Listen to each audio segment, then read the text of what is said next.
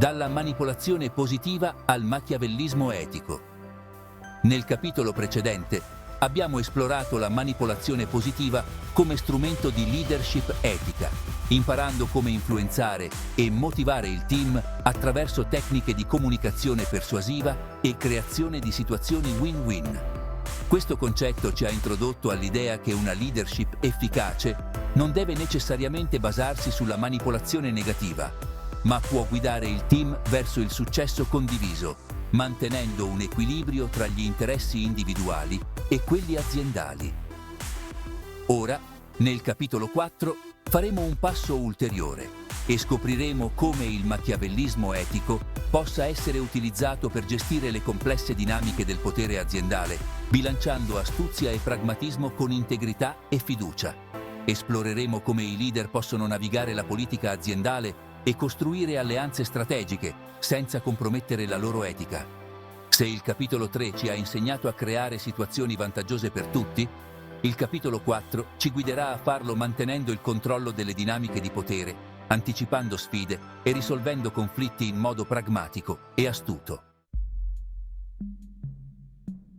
Machiavellismo etico, un bilanciamento tra astuzia e integrità. Il termine machiavellismo evoca spesso immagini di manipolazione spietata e cinismo politico.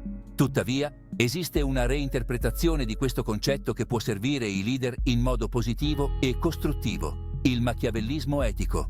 Si tratta dell'uso di astuzia e pragmatismo in un contesto etico per gestire situazioni aziendali complesse, mantenendo intatta la fiducia del team e la propria integrità morale. Ricordi quello che abbiamo considerato in relazione alla strategia nel mondo degli scacchi? Ora, tu prendi un abile giocatore di scacchi.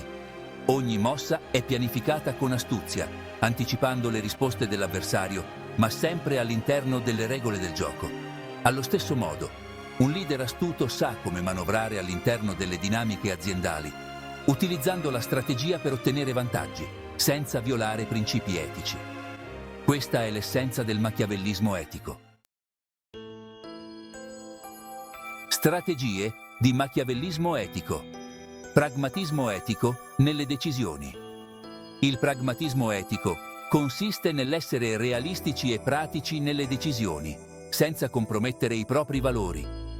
Un manager esperto sa che le soluzioni ideali non esistono sempre e che è necessario trovare compromessi che garantiscano il benessere del team e dell'azienda, senza cadere in azioni poco etiche. Ad esempio, un leader può adottare una strategia pragmatica per negoziare una fusione aziendale, mantenendo al contempo trasparenza con i dipendenti. Costruzione di alleanze strategiche. In molte organizzazioni, la politica interna gioca un ruolo chiave. Il machiavellismo etico insegna ai leader a costruire alleanze strategiche che permettono di navigare queste acque senza tradire la fiducia. Un esempio pratico è la formazione di partnership tra dipartimenti per ottenere risorse condivise. Il segreto è mantenere un dialogo aperto e onesto, mostrando come ogni parte trarrà beneficio. Gestione della politica aziendale. I leader devono comprendere le dinamiche politiche all'interno dell'organizzazione per evitare trappole. Un esempio classico è l'identificazione dei key players aziendali, i leader che possono influenzare decisioni cruciali.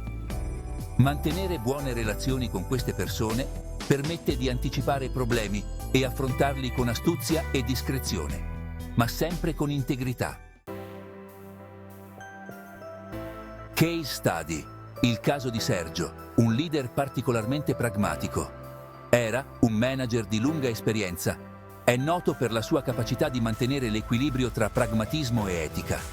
In una situazione di crisi aziendale, Sergio si trovò di fronte a una scelta difficile: tagliare i costi licenziando parte del personale o trovare una soluzione meno drastica.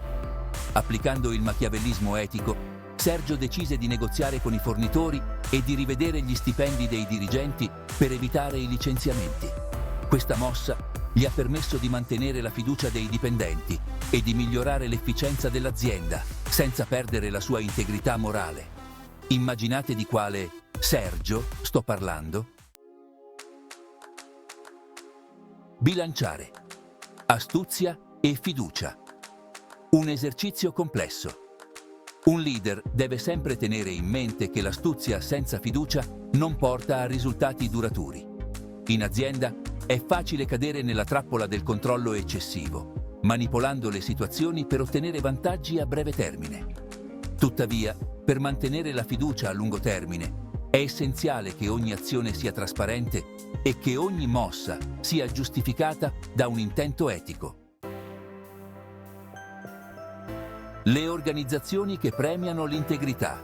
Secondo uno studio del Business Ethics Quarterly, le aziende che promuovono la fiducia e l'integrità nelle loro operazioni hanno un tasso di turnover del personale inferiore del 20% rispetto a quelle che adottano pratiche più manipolative.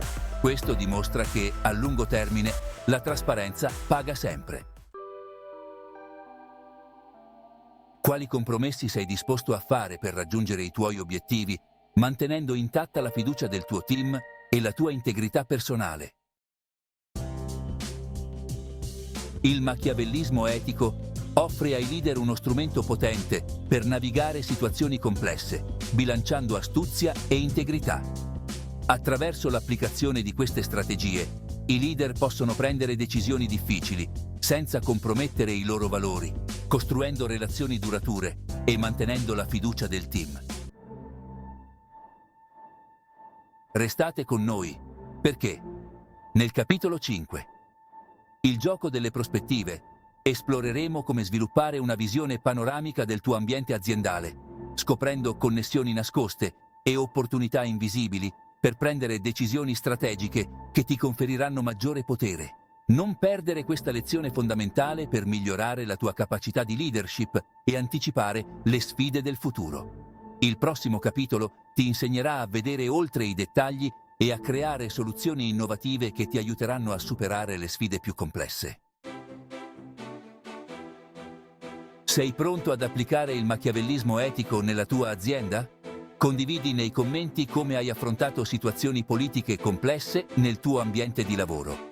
Iscriviti al nostro canale YouTube per non perderti il prossimo episodio del nostro videocorso. A presto!